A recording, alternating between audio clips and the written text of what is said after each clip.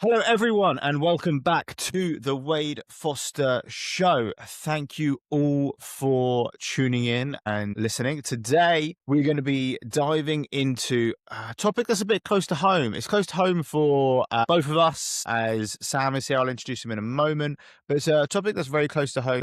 Around what point did your career replace your health priority? At what point does life, career, become so high up on your value ladder that it puts health so far down?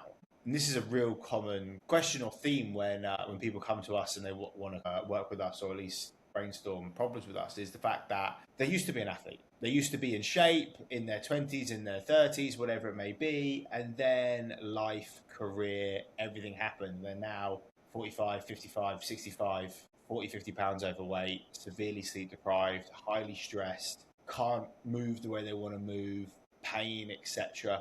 So we want to talk about at what point does that happen, and that you shouldn't have to make that choice. That's not a choice you should be making, right? Health and career should work aligned. And it resonates massively for me. For those who don't know the story of my old man. So my old man was a rugby player, obviously English, really, really good rugby player. Actually, he kept playing to a good age so that I could play with him when I was 17. So we have a really amazing photo of us together. But then his health rapidly declined. He put on a lot of weight. He was morbidly obese, travelled all the time, and he's at a point where he is very immobile, very overweight, and a lot of his life quality has dropped due to, at a certain point in his life, he chose career importance over health. And now, I love him to pieces, he's paying the price for that choice. The reason why we have the company and why we want to talk to as many men as possible and help as many people as possible is that I've seen what happens when you sacrifice your health for your career, and it's not a pretty picture. But I'm going to bring Sam in. A lot of you guys know Sam. Sam's the head coach of the company, works with the majority of our clients and gets amazing, amazing results. So Sam, what's your maybe first thoughts or points you want to come across when it comes to the whole career health challenge that people face? Yeah, I think first and foremost, it's not for us to tell people how to live their lives. There are going to be certain times in your life where you need work to take the front seat, so to speak. What we're talking about here is very much over that longer period of time, right? So if for 10 years you've neglected your health as a result of your career, you've turned a blind eye to all the bad decisions you're making, so on and so forth. This is what we're referring to. And what I would say is the biggest thing I see with our current clients or clients that we've coached in the past is sometimes just changing the way you look at this is the biggest challenge. So yeah, I'm busy at work. Yeah, I need to hit deadlines, budgets, all that sort of stuff. But actually, if I'm doing it as a healthy individual, I'm probably going to be getting better results than if I'm doing it as a unhealthy individual. So when we're looking and talking about this topic, like I said, there's going to be moments in times that some of the stuff we talk about today isn't going to relate to you. You're going to have to be, no, I've actually got a big deadline. It's a career defining moment. And I think you need to do that. But on the whole, if you are neglecting your health, you're also neglecting your performance. And I think there is always going to be a balancing act here and making sure that you are trying to, and from a financial career perspective, of course there is. And who we work with very successful individuals, right? So I'm not going to sit there and say you've done it all wrong up until this point. So you've made a choice, right? And that's the path you've led down. It's never too late to make an effort to change that.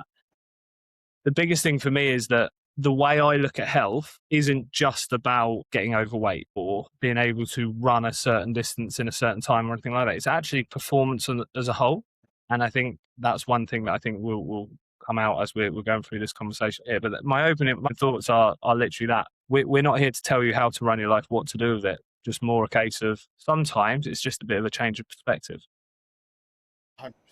We actually, one of the clients we met recently, one of their main goals was they want to walk into a boardroom and feel like they're noticed. I literally had that on a conversation with a prospect yesterday. His main motivation was, I want to go for a promotion, and the motivations behind it were obviously financial, but how he was perceived was obviously physical health, which is a big part of it. And that could be right or wrong, but physical health is a big part of not only performance from a scientific standpoint of cognitive performance, energy, mood, but it's also perception. People's perception of you when you're in a certain shape. What I like about that is that we're saying We don't tell you how to live your life. Completely agree. What we try and give is different perspectives on certain things. And my favorite thing that I do with a few of my clients is, or what I talk about with a lot of people, is the light switch analogy.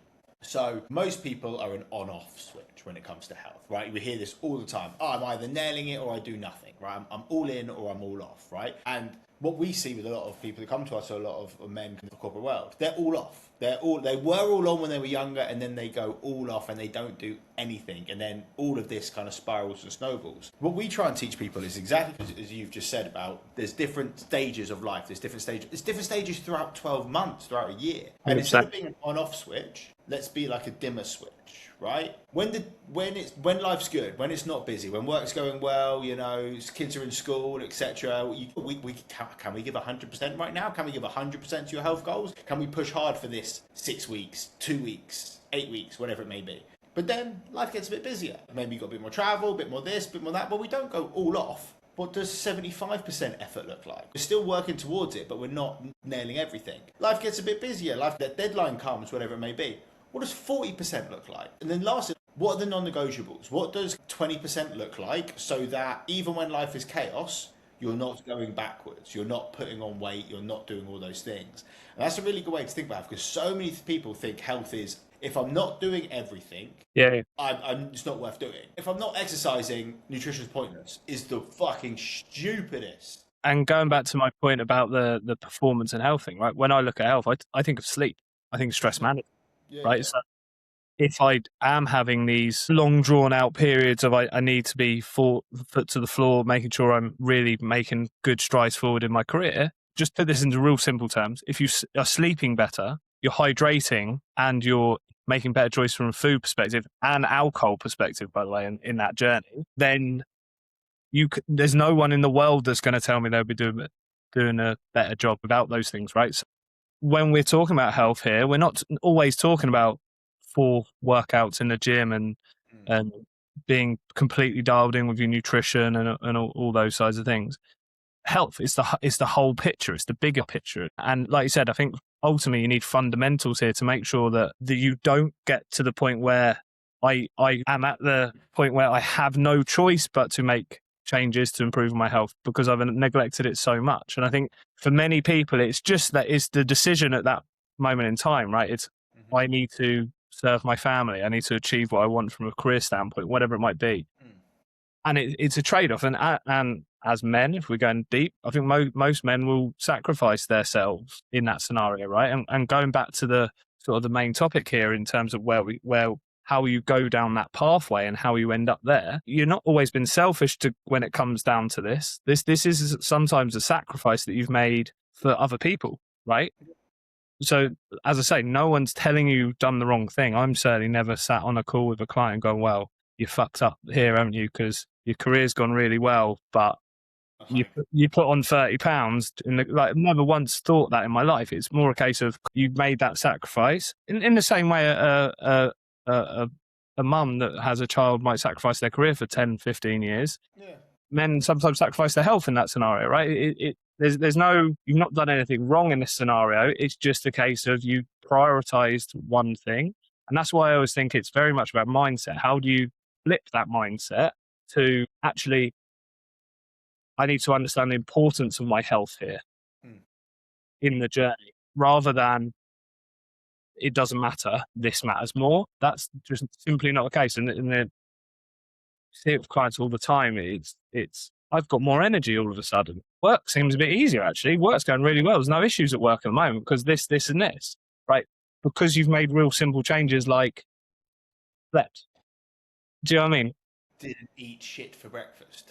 Yeah. You've thought about the foods you're having throughout the day. You have paid attention to a little bit of your cognitive performance. You have paid attention to a little bit of movement throughout the day. Yeah, I think when you said the mindset's a big thing, and the male sacrifice arc is a really. But again, I need to provide for my family so that they can live the life that I want them to live and whatever it may be.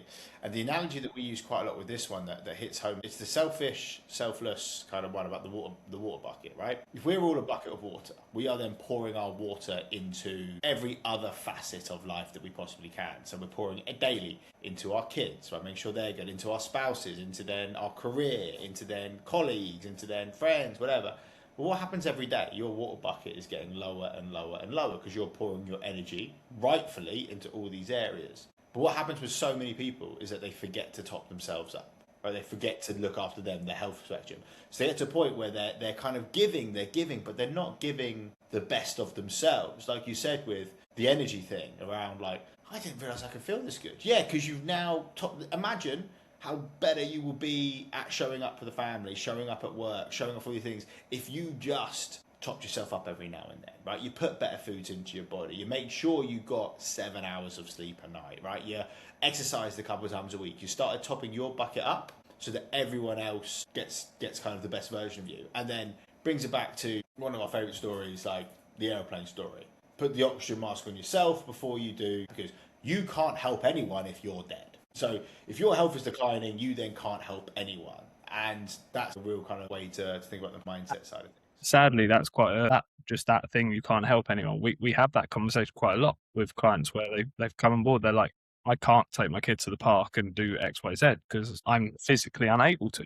Yeah. My grandkids, whatever it might be, depending on age group, so on and so forth. But I think the main message we're trying to get across here isn't it? That you don't need to choose. You just need to be smart with it. Yeah, exactly. I think a part here that I find we're still on mindset, because it's kind of like breaking beliefs. The average male in UK and US, right, main places that this podcast goes, is overweight, is sleep deprived, drinks too much alcohol. So a lot of people feel that the norm is, no, everyone feels tired. Yes, because the average person is leading an unhealthy lifestyle. So they feel like that when they're talking to people at the office, it's like, yeah, I'm a bit tired today. Yeah, I'm a bit tired. So they feel it's the norm. The norm is and when we make a handful of changes, they're like, I didn't realize I could feel this fucking good. And it's like, yeah, you have to be the difference maker, because so many people are unhealthy that people think it's normal to be unhealthy. It's normal to be tired. It's normal to be things. That's not how the humans are built. That's not how we should be. We should be energetic, thriving, high libido, good mood, all this type of stuff. That's what we're built for. But it's that belief pattern where the phrase of what you are the 5 people you spend time with. Yeah. If the 5 people you spend time with are all overweight, sleep deprived, and drinking, you're probably going to be overweight, sleep deprived, and drinking. Absolutely, yeah. Right. I actually use that, what you just said there about the office and the people you speak to. I use that quite a lot when I'm talking about nutritional advice. I've worked in a corporate environment before. I've been a PT on gym floor and so on and so forth. A couple of the things that I used to recognise was every morning in our office, the tea room would be, or the coffee room, or breakout room, whatever it would be in the US, is the busiest around 11 o'clock. That's because everyone's struggling. They've all had cereal for breakfast, so they start struggling. The other thing, and I'm sure everyone listening to this will recognise it, around 3 o'clock, 4 o'clock in the afternoon, every office is dead quiet. And everyone's trying to give the impression that they're working their arse off. But in reality, they're just trying to stay awake. I've been there where my head's like dropping, where I'm going, my God, it's because they've had sandwiches or something like that at lunchtime. Yeah. When we're talking about health and again, performance and in the sort of executive lifestyle, eating the right things will give you the right energy throughout the day. So another reason to focus on that, because there'll be loads of people listening to this now go, yeah, that's me, 3 o'clock. I'm done. I'm really struck. Yeah. But focusing on your health, an arm of your health, if you like, which is just the nutritional side of things, can improve that performance level. Yeah. And then you bring it as well to like later in the day as well. Like you get a lot of people who go, I've got to fix this because I have that 3 o'clock up, but I come home and I'm not present when, like, I'm not able to hang out with the kids because I'm just done. I'm beat for the day. I just want to put my feet up and watch TV and go to bed or whatever. That shouldn't be the norm. You shouldn't come home. You should be able to have energy to have time with your children, have energy to have time with your spouse and stuff like that. Here's one for you. What do you see as the first, let's say, health sacrifice people make? So they've gone to the corporate world, they're getting VP, director status. So what's the first thing that you see goes that people should be paying attention to? Personally, when I thought about this in the past, I used to think it was the time thing, so that it was the working out. But actually, working with quite a few people now, often it's not that; it's the sleep, and then that has a knock on to everything else from there. So they'll go and do a run. Most people, when they start this sort of decline, if you like, they're fairly active in the first place, right? They're sort of doing enough to get by, if nothing else, and they carry that on. But then they start to neglect the fact that they are on the go from the second they wake up all the way through the end of the day. That day then stretches out a bit longer and longer and longer. So then they have less sleep, and then the workouts, the activity starts to drop off as a result of that. I think that's what I recognize the most, and that's why I sort of mentioned the thing about, before we even talk about moving, working out, and that sort of thing. So I'm very conscious that people just instantly think when your health decline or your weight improves is because your activities dropped or your workouts aren't there. So I'm like, the thing I see a lot of it is the fact that people are just neglecting that side of it. And that's an age thing as well, right? We all grow older. I'm 40 now. In my 20s, I could have lived off 5 hours sleep. Wasn't a problem, right? I was doing the wrong things when it came to only having 5 hours sleep. Don't get me wrong. Yeah. Now, the body could push through. Yeah, but now, like, no, I need to recover, and if it's not just the sleep side of things, it's also the decompression at the end of the day. 100%. Like, yeah. It can't sit there till 10 o'clock at night doing emails and whatever else, and then just shut my eyes and fall asleep. I need to have an element of, okay, the day's ended.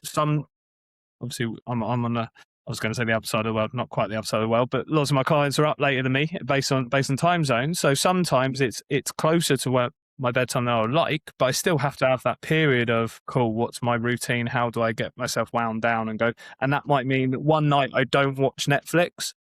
The other night I do get an episode of Netflix in. Like, it's just a case of, I have that structure that I need to have happen before bed, because otherwise the next day is going to be a struggle. And then I'm going to be in this sort of hamster wheel of the next day is going to get worse and worse and worse. And so I see it the most with sleep and that side of things, because most people we work with have a drive, right? I go back to, not going to tell you how to live your life. Everyone we work with was very successful. So they have a drive somewhere. And often that was in multiple places, right? That was exercise as well as this, as well as socializing even. You know what I mean? There was like I was alluding to in my 20s, loads going on, and they could just go on with it. But then you lose that time to do some of the things, and you start taking it back away from your sleep, and that's when it really starts to go wrong. Yeah.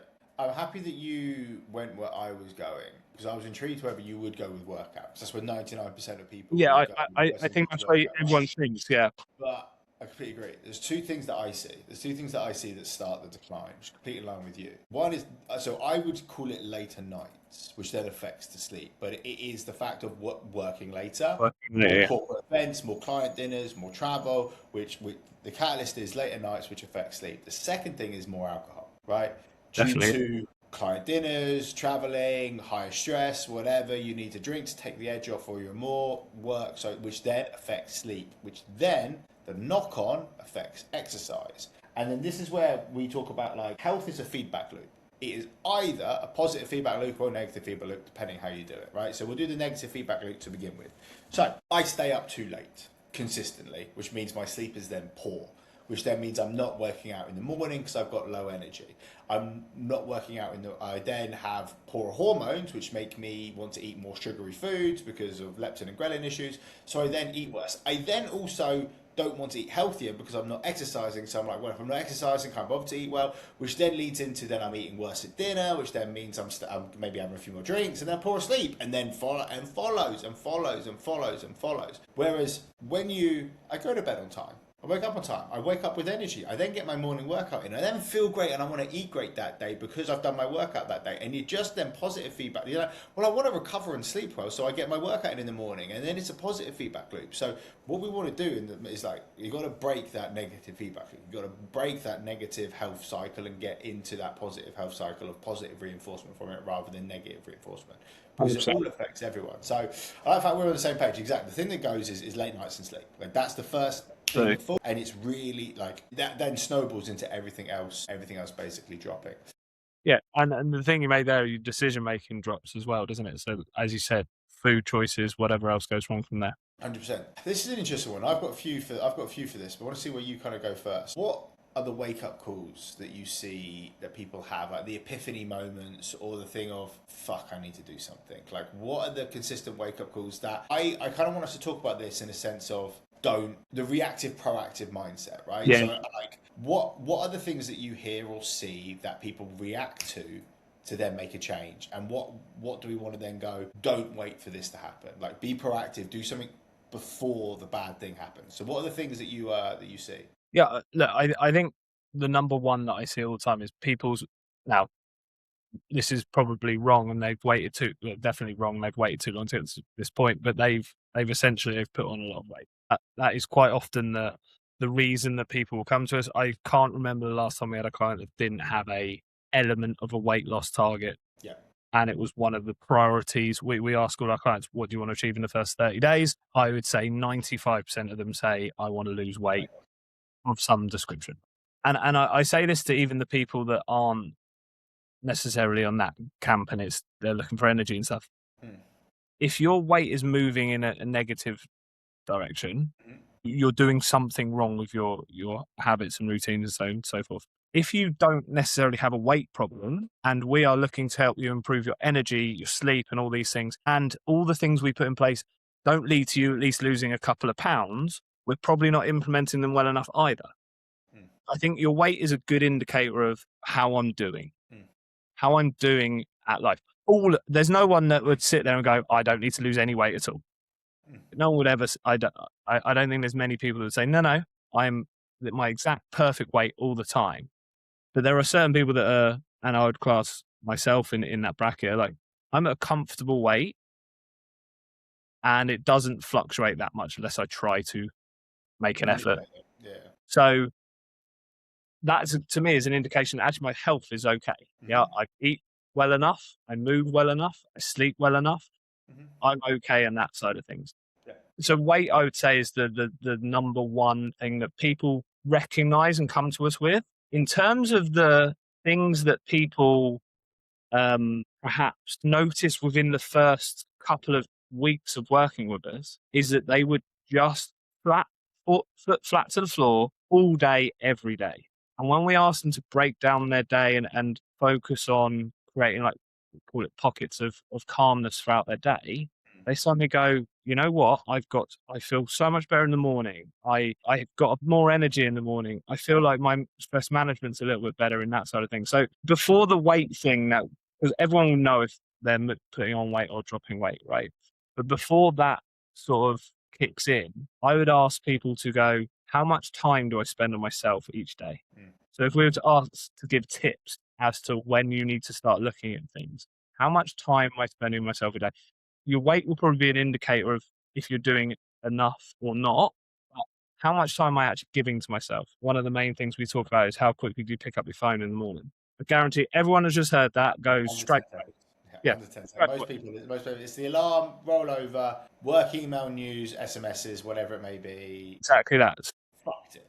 So you are telling your body the second your eyes open, you need to be doing something, stimulated in some way. You need to be on it. If that sounds like someone's listening to, if you're listening to this and that sounds like you, that's the first sign for me that you need to perhaps look at what's going on. Not just looking at your phone in the morning, because some people might create loads of time throughout the day, but how much time are you putting aside for yourself throughout the day? But I would say the thing that when people recognize it the most, it is their weight.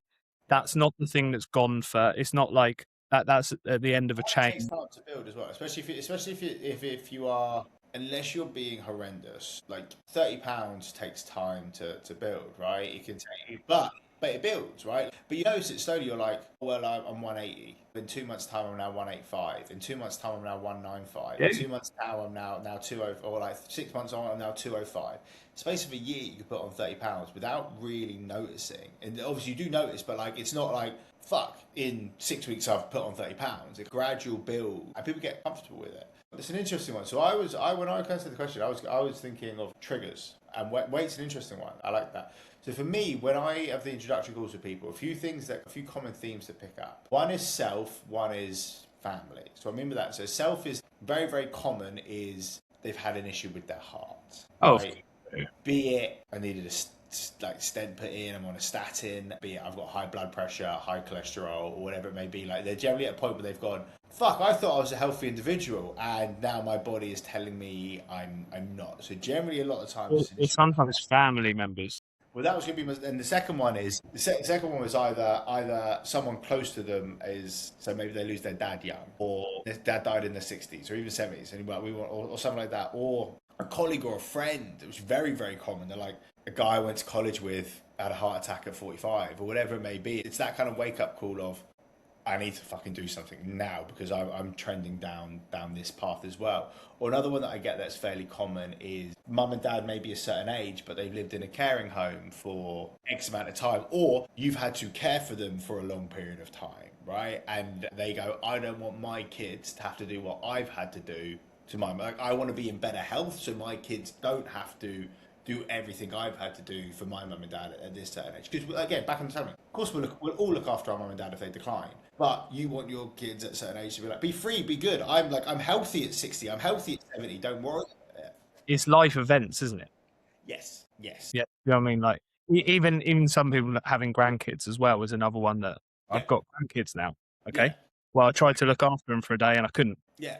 100%. It's like, especially because like the way you live modern life, it's like, I may not need to pick stuff up off the floor often. You now have grandkids. You've now got to pick someone up off the floor. They're running at you. The job. You're like, I can't bend that way. I can't do that anymore. So it's these life events that motivate. They fell over, hurt themselves, and I had to call someone else to pick them up. Yeah.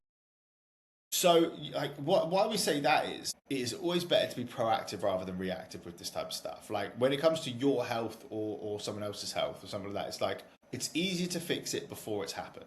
Right? Like we all know that, like, it's easier to get a healthy heart before we're on medication. It is easier to lose weight at 220 pounds than it is at 260 pounds. So like everything's always easier the sooner you catch it. So if you feel that you're trending in the right direction or the wrong direction, catch yourself before it's too late. Because this is a good one. This is what I like. We all know someone who is 90 and smokes. Right? We all know someone who's 90 and smokes. We all then have the mindset of, it won't happen to me, right? Of, I won't have the heart issue. It won't do this. I'm not that unhealthy. I'm not this, that, until it fucking happens, right? Don't have that mindset of it won't happen to me, because it will, right? You roll the dice. Don't roll the dice, because you and I both know it's not that hard or that difficult to correct these issues. You and I both drink. You and I both like fast food. You and I both like watching movies. You and I both like a lot of unhealthy things, even though we are health coaches, right? But we both look good with our top off. We're both in good shape. Like, you have a higher stress life than me. You've got 3 kids, all this type of stuff. Like, you do all this stuff, and you still can maintain very good health. It's not that difficult, and you actually don't have to sacrifice a lot of the things you like to do it. And I think people get that wrong. What would you like?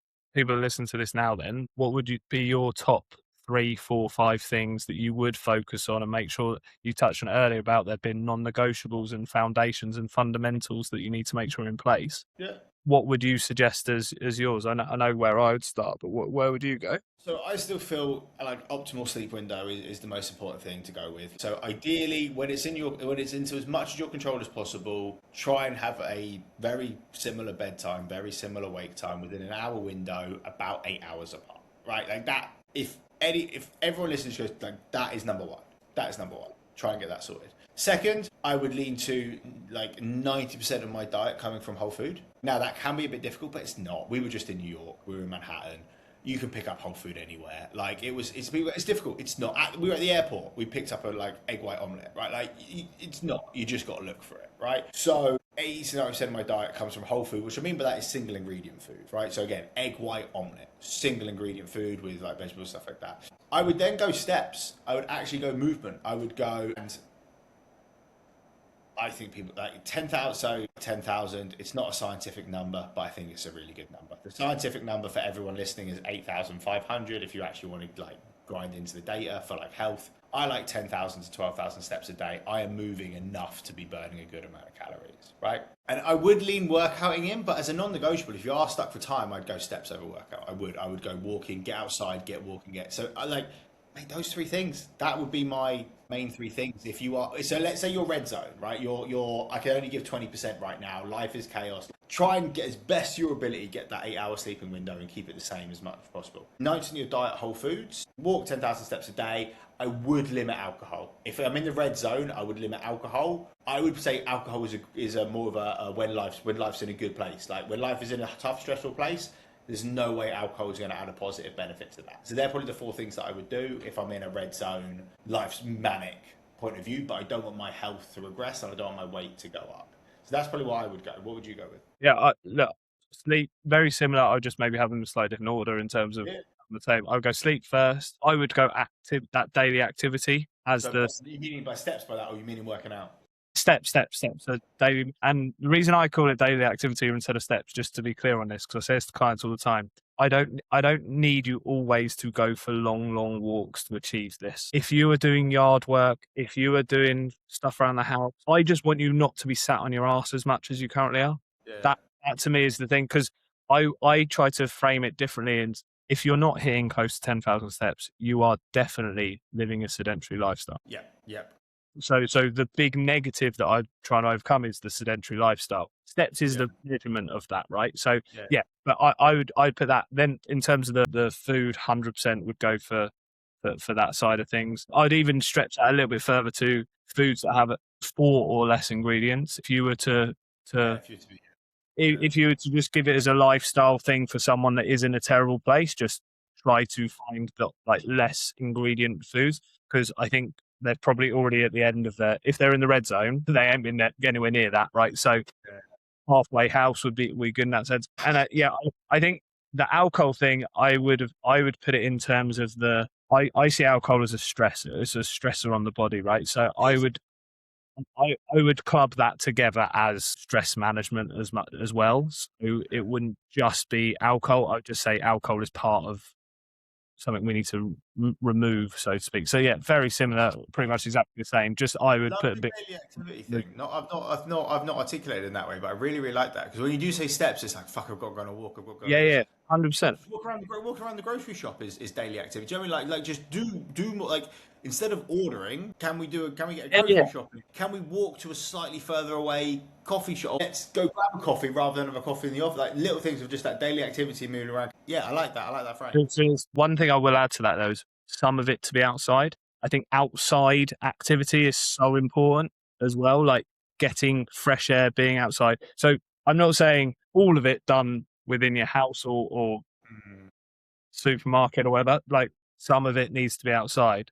Yeah. But I would say the reason why I always articulate in that way is because the way my setup is at home is I go to the gym in the morning, I work out. I obviously work for the day. My fiance works throughout the day. She goes to the gym in the evening. Mm-hmm. There will be days where I get to the end of the work day where I haven't hit my step target. And I set myself a 15,000 steps a day is what I want to achieve every day. She goes to the gym and I've got the kids in bed. I can't go for a walk. I can't do anything like that. So the only way I can get that step count is not sit down until I hit that step. Yeah, so the way for me to do that is just to potter. Yeah. Do the washing up. I always use the example. I've got 3-floor house. When it comes to the clothes, washing clothes and stuff, I won't carry them all up at once. I'll fold them into piles for each room they're going to, and I'll do 4 trips when I could do 1. So, and going back to your point about walking to coffee shop stuff, it's taking the it's taking the harder option more frequently. Don't use the elevator, use the stairs. Don't park right outside the shop, park at the other end of the car park. Don't park right outside work, maybe park a block down the road. Yeah. Those sorts of things make a big difference to just building that activity level up. It's not always going for a planned walk and so on. Yeah, I like there's 2. So before we wrap up, because we've got to shoot. 2 things that I like, and I think I'm going to use that now as a phrase. And that's there's an old sleep phrase that I love, and it's so true. Basically, if you go to bed before midnight, an hour sleep before midnight is worth sleep. Right. So basically, the earlier you go to bed, the better the sleep quality, because of poorer sleep quality possible. But where that's coming from, or where the memory came from, 10 minutes of daily activity outside is worth more than 10 minutes. Yeah, 100%. Right? It's like, for people with sleep, it's like the earlier you go to bed, the better. The more activity you get outside, the better. Not saying the activity inside is bad or the sleep is bad, but it's just better outside. It's better before midnight. Yeah, 100%.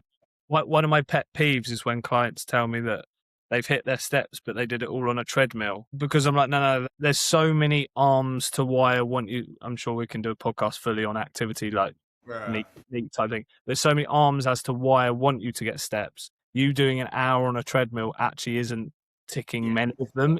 It's just, it's ticked that you've hit a certain number of steps, but steps is a measurement of activity rather than of like anything else. Like if you're going to do it on a treadmill, I'd rather you ran and we worked on your cardiovascular system. Yeah, well, this is why we track inactive time. Inactive time is one of my favorite things to track in the world, because you go, I've hit my steps, but you sat still for 10 hours a day, which completely negates the step count. Like, so if anyone doesn't know, so you, with Aura and some, I don't know how many other devices track them, you can track sedentary time, so how many hours a day you're sitting still. The science is, if you sit still for 9 hours or more a day consistently, so not just as a one-off, like on a long flight, but consistently, you're 5 times more likely to have basically a heart attack or other cardiovascular related diseases, pre-diabetes, type 2 diabetes, some forms of cancer become more prevalent in the body, and you have a high level of visceral fat in the body due to living a sedentary lifestyle, right? So this is why we don't just like step count, right? We don't just like kind of, I hit 10,000 steps a day, all on an hour on a treadmill in the morning, and then I sat still in meetings all day. The step count's now null and void. It's wiped, right? So that's why daily activity is so much more valuable and a better metric than just hitting steps in. Now, if you are stuck in a boardroom all day and your only option is to nail, and this is back on that kind of what we said about when people go, I'm stuck in a boardroom all day, I can't hit 10,000 steps. Well, no, that's the day that you nail it on a treadmill, or you nail it on a walk, and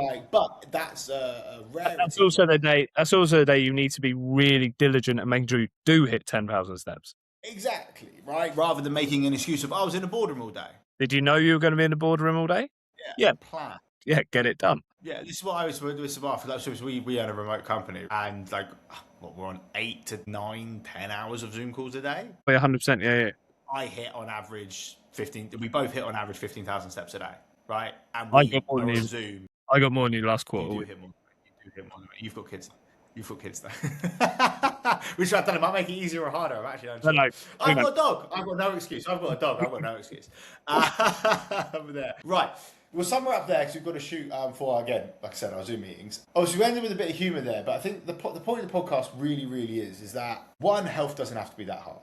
2, don't have to sacrifice it. You shouldn't sacrifice it. Sacrificing it is the wrong mindset. At times in life, times are tough. We're all fully aware of that. We go through seasons. However, there are non-negotiables that should keep you there. And I love what you said about healthy weight. I think that's such a big telling point. If you are not at a healthy weight, you are doing things are going wrong that need fixing. Be proactive. Be it with us, be it with another company, be it on your own, be it using a friend as an accountability partner.